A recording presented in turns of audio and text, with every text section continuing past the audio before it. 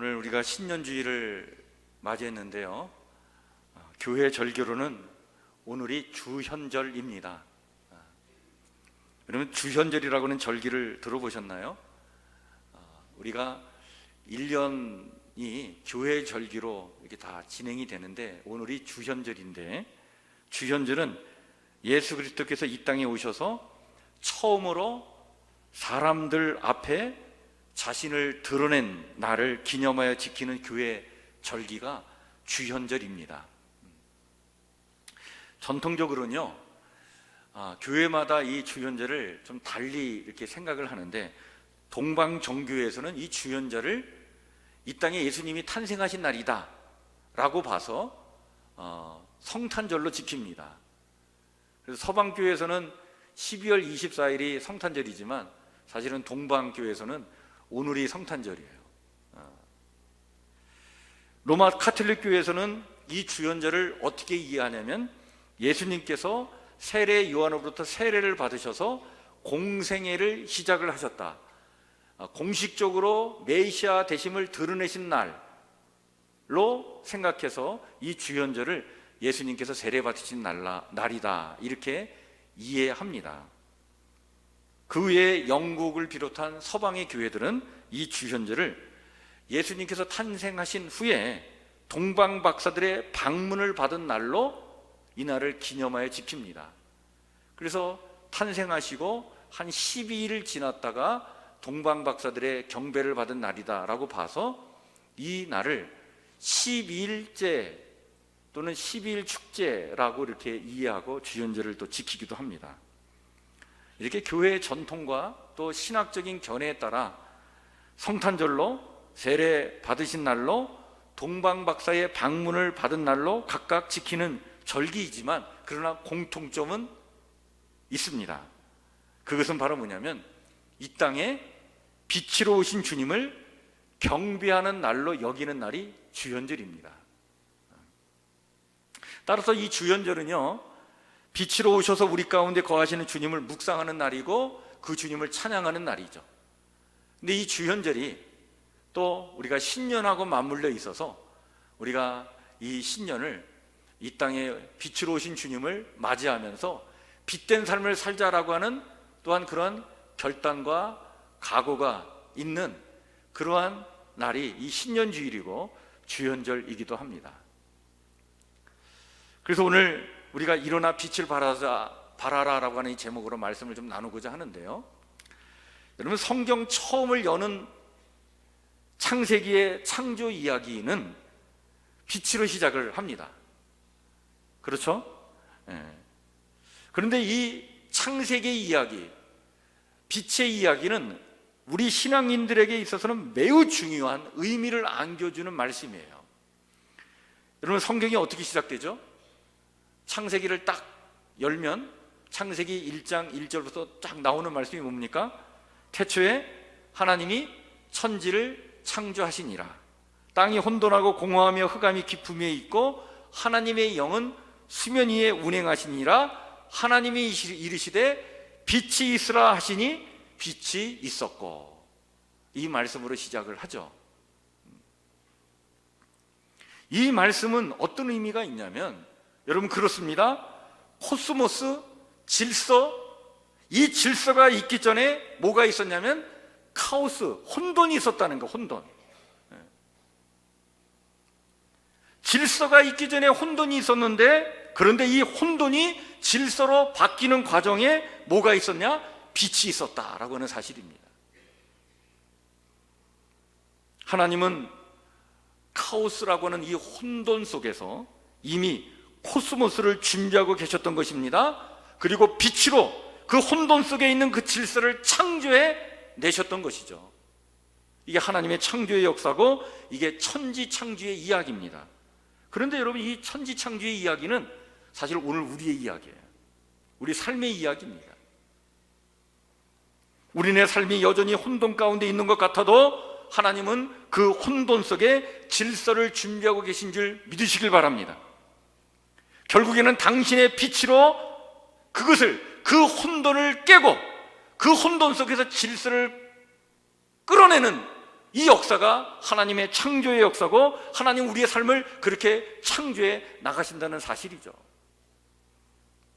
그래서 성경은 강력한 메시지를 이 창조의 이야기를 통해 우리에게 전해주고 있는 것입니다. 혼돈 속에서 새로운 질서와 창조의 역사를 준비하시고 일으키시는 그 하나님이 계시기에 우리네 삶의 혼돈을 절망과 좌절의 눈으로 보지 말고 새로운 창조의 역사가 일어나리라고 하는 그런 믿음의 눈으로 바라보라고 하는 사실이죠. 그렇습니다. 여러분, 동틀 무렵이 가장 어둡다라고 하죠.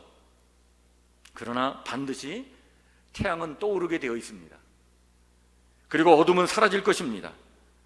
이 희망의 메시지가 창조의 이야기죠. 여러분, 이 희망찬 메시지를 가슴에 품고 혼돈 속에서 질서를 만들어 가시는 하나님을 기대하면서 새해를 힘있게 열어나가시는 하나님의 귀한 백성들 모두가 되시기를 주의 이름으로 간절히 축원해 드립니다. 하나님은 참으로 암울한 그런 시대에 하나님의 백성들에게 선지자를 통해서 빛과 관련된 희망의 메시지를 전해주셨어요. 그것이 오늘 본문의 말씀입니다. 오늘 본문은 바벨론 포로 생활을 마치고 귀환한 사람들에게 주시는 하나님의 격려의 메시지였습니다. 벅찬 설렘을 안고 예루살렘에 귀환한 이들은요, 자기들 앞에 전개되는 현실의 어둠 앞에서 아주 깊이 좌절했습니다. 70년의 노예 생활을 마치고 포로 생활을 마치고 예루살렘으로 귀환해 왔는데 현실은 너무나 어려운 그런 상황이었습니다. 도시는 완전히 폐허로 변해 있었고요. 그리고 정말 무너진 것은 건물뿐만 아니라 그 황폐한 곳에 와서 살다 보니까 자기들의 신앙도 막 무너져 가고 있고 자기들의 그 마음도 막 무너져 가고 있는 그런 척박한 현실이었습니다. 너무나 살림살이가 힘겹다 보니까 인심도 흉흉해지고 서로를 바라보는 사람들의 시선도 험하게 이를 데 없었어요. 바로 이런 상황에서 하나님께서 한 선지자를 통해 오늘 들려주신 말씀이 이사야 60장 1절부터 3절에 있는 말씀입니다. 제가 이 말씀을 한번 다시 읽어드리겠습니다. 일어나라, 빛을 발하라. 이는 내 빛이 이르렀고 여호와의 영광이 내 위에 임하였느니라. 보라, 어둠이 땅을 덮을 것이며 캄캄함이 만민을 가리려니와 오직 여호와께서 내 위에 임하실 것이며 그의 영광이 내 위에 나타나리니 나라들은 내 빛으로 왕들은 비치는 내 광명으로 나아오리라. 이스라엘은요, 기원전 587년에 바벨론이라고 하는 제국에 의해서 나라가 완전히 망해버렸습니다. 예루살렘 성전이 완전히 파괴됐어요. 그리고 성전에서 사용하던 집기, 하나님 앞에 예배를 드리고 제사를 드릴 때 사용하던 그 모든 집기를 다 강탈당했습니다. 그리고 포로로 끌려갔죠. 그리고 70년의 생활을 그 바벨론에서 포로로 생활을 했습니다. 바벨론 제국이 멸망되고 페르시아 제국이 일어나면서 페르시아 제국의 고레스라고 하는 왕이 이 불쌍한 백성들을 긍휼히 여겨서 포로에서 풀어줬어요. 그래서 그들이 예루살렘으로 돌아왔습니다.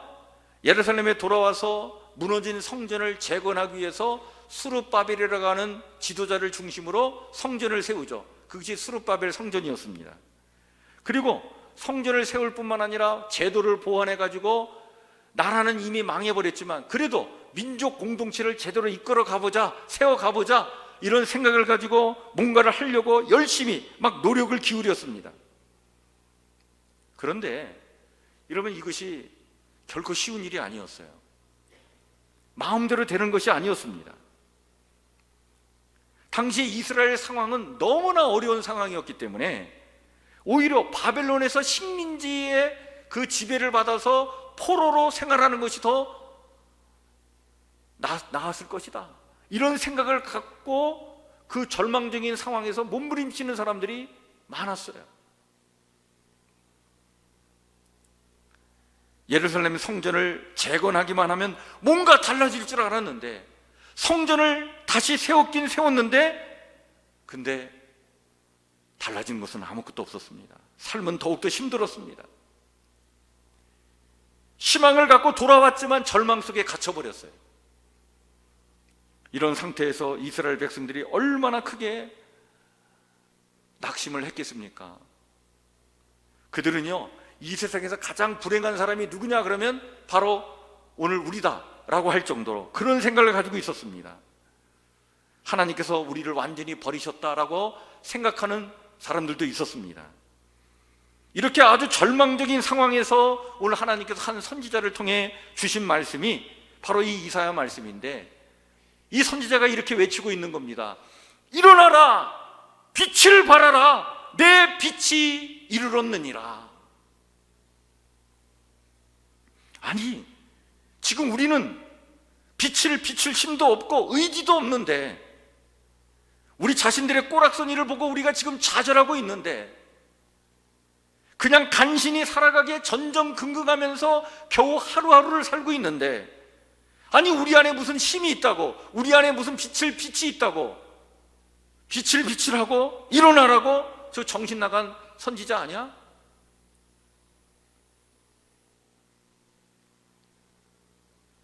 예루살렘은 그야말로 가난과 공경과 그리고 슬픔으로 가득 차 있었습니다. 말 그대로 혼돈 상태에 있었어요. 그 혼돈 속에 있는데 일어나 빛을 발하라, 이게 말이나 되느냐 말이야. 웬 미친 소리냐 라고 이 선지자의 외침을 거부하는 사람들이 많이 있었습니다. 그런데 이 선지자는요, 이런 소리에 아랑곳하지 않고 더욱 힘있게 그리고 당차게 하나님의 말씀을 전했습니다. 우리가 지금 일어나 빛을 발해야 할 이유가 있다는 거예요. 그것은 바로 뭐냐면 여호와의 영광이 지금 내 위에 임하였기 때문이다. 그 빛을 비출 힘은 우리 안에 없어. 빛이 우리 안에 있는 건 아니야. 그런데 하나님의 영광이 지금 우리에 있단 말이죠.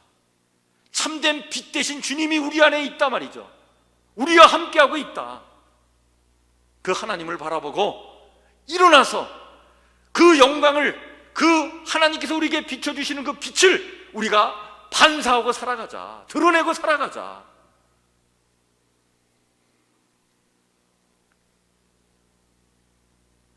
카오스를 코스모스로, 혼돈을 질서로 창조해 나가시는 그 하나님의 빛과 그 영광이 지금 우리에 있다는 사실이에요. 비록 지금 어둠이 땅을 덮고 있고 캄캄함이 만민을 가리고 있지만 여호와의 영광이 우리 안에 임하였기 까닭에 그 야훼의 영광에서 나오는 빛이 지금 우리를 비추고 있기 까닭에 우리가 일어나 그 빛을 반사해 나가자, 드러내자, 이렇게 지금 격려하고 있는 것입니다. 절망과 좌절의 자리에서 박차고 일어나 믿음의 눈을 갖고 새 역사를 창조하시기 위해 빛으로 임하시는 그 하나님의 영광을 힘있게 드러내자. 그러면 그 하나님의 영광이 임하되 반드시 너희에게 임하여 많은 나라가, 그리고 그 왕들이 내 빛으로, 내 광명으로 찾아드는 날이 반드시 올 것이라고 하는 희망의 메시지인 것입니다. 여러분, 오늘 이 메시지는 오늘 우리에게 주시는 말씀인 줄 믿으시길 바랍니다. 혼돈 속에서 하나님은 새로운 질서를 지금 만들어 나가셔요. 그리고 그렇게 할 수 있도록 빛으로 지금 우리와 함께하고 계신 줄 믿으시길 바랍니다. 그 하나님을 믿음의 눈으로 바라보시면서 여러분 그 절망의 자리에서 힘차게 일어나 그 하나님의 빛을 드러내면서 어깨 피시고 당당하게 살아가시는 2019년 한 해가 되시기를 주의 이름으로 간절히 축원해 드립니다. 근데 성경에 보니까 이것을 믿고 이렇게 일어나 빛을 발하며 살았던 인물이 있었어요. 그 사람이 바로 누구냐면 야베스라고 하는 사람이었습니다. 여러분, 이 야베스의 이야기는 역대상 4장 9절부터 10절에 나와 있습니다. 야베스에 대해서 성경은 이렇게 소개하고 있어요. 야베스는 그의 형제보다 귀중한 자라 그의 어머니가 이름하여 이르되 야베스라 하였으니 이는 내가 수고로이 낳았다 함이었더라. 야베스가 이스라엘 하나님께 아뢰어 이르되 주께서 내게 복을 주시려거든 나의 지경을 넓혀주시고 주의 손으로 나를 도우사 나로 환난을 벗어나 내게 근심이 없게 하옵소서 하였더니 하나님이 그가 구하는 것을 허락하셨더라. 할렐루야. 아멘. 여러분, 야베스는요 아버지 없이 태어났어요. 그래서 엄마가 이름을 지어줬습니다. 야베스라고. 이 야베스의 뜻은 고통, 수고라고 하는 의미의 이름입니다. 참으로 이렇게 힘들고 어려울 때 내가 정말 수고로이 낳은 자식이다 라고 하는 뜻으로 이 어머니가 아들의 이름을 야베스로 지어준 거예요. 그러면서 이 자식의 인생 또한 이렇게 앞으로도 수고와 고통이 따를 수밖에 없는 그런 인생이 아니겠는가 라고 하는 그런 절망이 섞인 그런 이름이 바로 야베스였습니다. 참 불행한 가운데 태어난 거예요. 그런데요, 여러분, 이 야베스는요 이런 어둠의 인생을 빛의 인생으로, 이 혼돈의 인생을 질서의 인생으로 변화시켜 가실 하나님의 창조의 그 역사를 믿었던 것입니다. 그래서 이 야베스가 하나님께 기도했던 거예요. 세 가지를 기도합니다. 그 혼돈 속에서 창조의 질서를 이뤄나가실 하나님을 소망하면서 세 가지를 놓고 기도했다는 거 아니에요. 첫 번째가 뭡니까? 나의 지경을 넓혀 주시옵소서, 주의 손으로 나를 도우사 환난을 벗어나게 해 주시옵소서, 그리고 근심이 없게 해 주시옵소서. 이렇게 기도했더니 하나님께서 그 기도에 응답해 주셔서 이렇게 별 볼 일 없어 보였던 이 야베스의 인생이 다른 이스라엘의 형제들보다 귀중한 인생이 되었다는 얘기죠.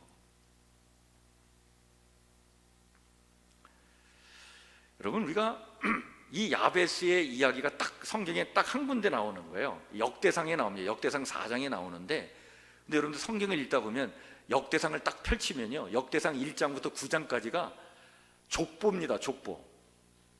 사람의 이름이 쫙 나와요. 그래서 여러분들 대단한 인내심이 아니면 역대상 1장부터 9장을 읽어나기가 너무 힘든 부분이에요. 왜? 그냥 내가 모르는 사람이 다 나오거든. 거기 얼마나 그 부분을 읽어나가는 게 힘든지 몰라요. 근데 여러분들 이 역대기라고 하는 이 역사서는요, 이스라엘 백성들이 바벨론에서 포로 생활을 마치고 돌아와 가지고 뭔가 새로운 역사를 기록하고자 할 때 그때 기록된 역사가 역대기입니다. 역대상과 역대하가 여기서 이때 기록된 거예요.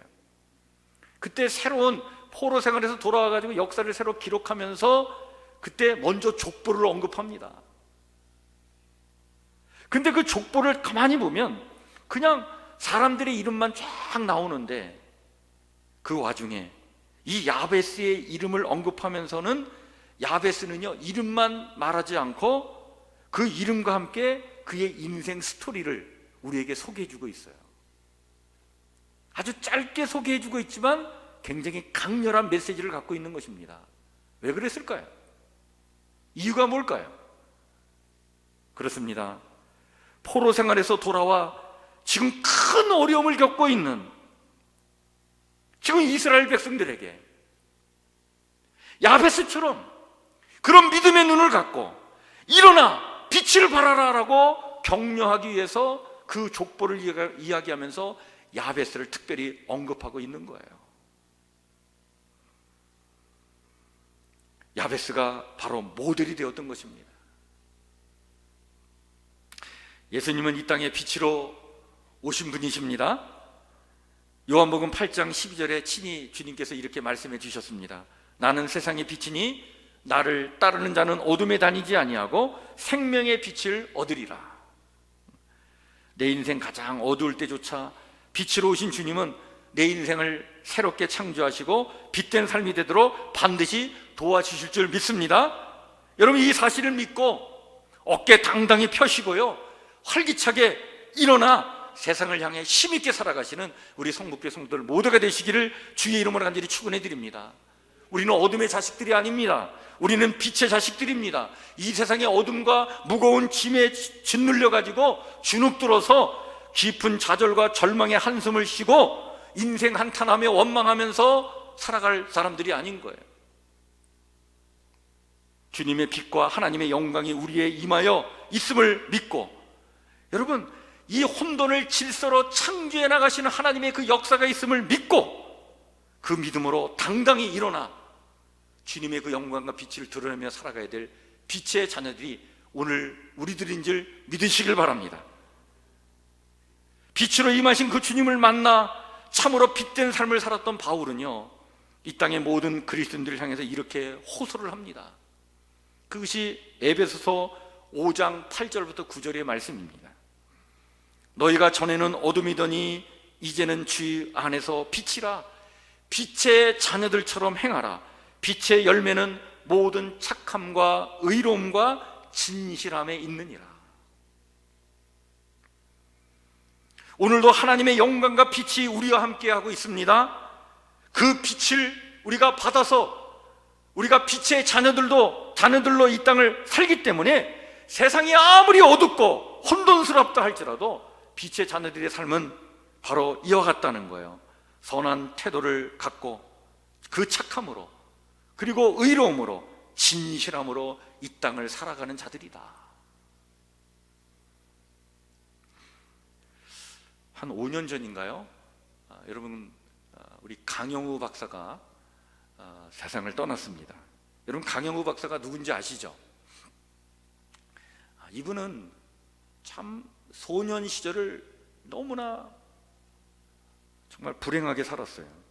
13살 때 축구공에 맞아가지고 시력을 잃어버렸습니다. 아버지가 병으로 일찍 세상을 떠났고요. 어머니는 이 아들이 실명했다는 소식을 듣고 충격을 받아서 뇌혈혈로 쓰러져 세상을 떠났습니다. 얼마 후에 믿고 따르던 누나마저도 숨져서 이 강영우라고 하는 이 아이가 말이에요, 소년이 고아가 돼버렸어요. 앞을 못 보는 고아였습니다. 그때 이 소년 강영우가 하나님께 간절히 기도했다는 거죠. 하나님, 제 눈을 좀 고쳐주세요. 하나님, 제 눈을 고쳐주세요. 그 보이지 않는 눈에서 눈물이 흐르면서 얼마나 간절히 기도했겠어요. 근데 끝내 하나님의 음성은 들리지 않았습니다. 하나님의 응답은 사실은 들려오지 않았어요. 그런데 하나님은 그 어둠 속에서 새로운 빛을 준비해 나가셨습니다. 학업만은 포기하지 않았던 그에게 한 줄기 빛이 들어왔는데, 그것이 바로 뭐냐면 1972년에 국제 로타리 재단 장학생으로 뽑혀가지고 미국에 유학을 가게 된 거예요. 가서 그는 한국인으로 최초로 시각 장애인이면서 박사학위를 받게 됩니다. 그의 그 성공 스토리는 많은 사람들의 감동을 안겨주었습니다. 훗날 그는 그 어릴 때, 그때 그 캄캄한 그 새벽을 떠올리면서 이런 말을 했습니다.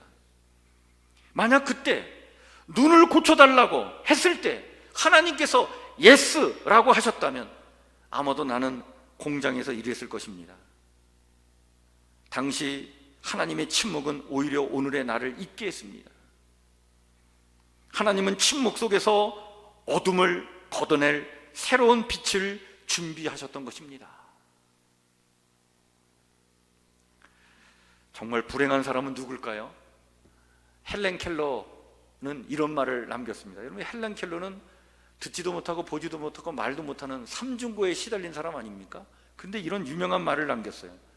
맹인으로 태어난 것보다 더 불행한 사람은 시력은 있지만 비전이 없는 사람이다.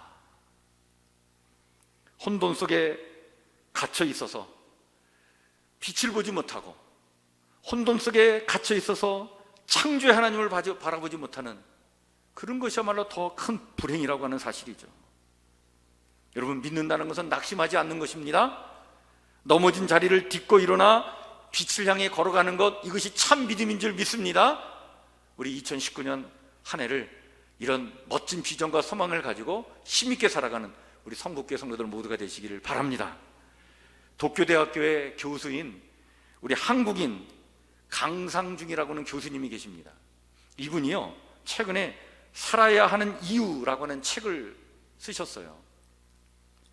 근데 이 교수가 이 책을 쓰게 된 동기가 두 가지였습니다. 하나는 바로 뭐냐면, 극도의 신경증을 앓으면서 생에 대해서 번민하던 아들이 스스로 생을 거둔 거예요. 그게 이 아버지에게 큰 충격이었습니다. 두 번째는 그로부터 몇 달 후에 일본 동북지방을 덮친 대지진과 그리고 원전 사고였습니다. 한순간에 2만 명에 가까운 생명이 사라진 거예요. 너무나 믿기 어려운 현실이었습니다. 그 어려운 사태를 맞이한 후에 그에게 떠오르는 질문이 있었습니다. 이런 비참함을 겪고도 그래도 살아가지 않으면 안 되는 이유는 무엇일까? 그는 살아야 하는 이유를 진지하게 모색을 했습니다. 그것을 글로 남겼습니다. 그리고 책으로 나왔어요. 그 책의 말미에 그는 독자들에게 이런 말을 해줍니다. 두려워할 필요도 없고 기가 죽을 필요도 없이 있는 그대로의 자신으로도 괜찮다는 것. 지금이 괴로워 견딜 수 없어도 시시한 인생이라고 생각되어도 마침내 인생이 끝나는 1초 전까지 좋은 인생으로 바뀔 가능성이 있다는 것. 특별히 적극적인 일을 할 수 없어도, 특별히 창조적인 일을 할 수 없어도 지금 거기에 있는 것만으로도 당신은 충분히 아름답다는 것. 그것만으로도 살아야 할 충분한 이유가 있다는 사실이죠. 주연절, 오늘 우리 가운데 당신을 빛으로 드러내시는 주님도 우리에게 같은 메시지를 주고 계신 줄 믿습니다. 오늘 이 땅에는 많은 사람들이 어려움 가운데 있죠. 희망을 잃어버린 우리 실직 노동자들, 그리고 빚에 몰린 정말 어려운 자들, 그리고 미래가 보이지 않는 절망 속에서 몸부림치는 우리의 청년 세대들. 그러나 주님은 우리 모두에게 말씀해 줍니다. 그럼에도 불구하고 일어나 빛을 발하라 말씀해 주십니다. 말구요 속에 태어나신 분이, 십자가에서 처형당하신 분이 오히려 이 세상의 구원자가 되는 이 하나님 나라의 이 역설을, 하나님 나라의 이 역설적인 이 사건을 잊지 말라고 우리에게 말씀해 주시면서 희망을 포기하지 말고 일어나 빛을 발하라, 희망의 노래를 힘껏 부르며 살라고 오늘 우리에게 말씀해 주고 계신 것입니다. 여러분, 그렇습니다.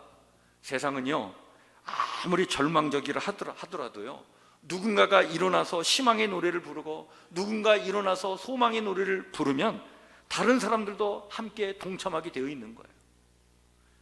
그 희망과 그 빛으로 많은 사람들이 몰려들게 될 것입니다. 여러분, 우리는 이렇게 살아야 될 사람들이에요. 우리는 일어나 빛을 발해야 될 사람들입니다. 이게 믿음의 사람들입니다. 우리는 희망의 노래를 불러야 될 희망의 노래꾼들이 되어야 합니다. 하나님께서 우리에게 축복으로 새 한 해를 허락해 주셨는데, 사랑하는 성도 여러분, 이 2019년 한 해를 이렇게 멋지게 한번 살아보시길 바랍니다. 그렇게 살기를 주의 이름으로 하는지 축원해 드립니다. 어깨 활짝 펴시고요, 당당하게 힘있게 희망의 노래를 부르면서 일어나 빛을 발하며 살아가는 우리 성북교회 모든 성도들 되시기를 다시 한번 주의 이름으로 하는지 축원해 드립니다. 기도합니다.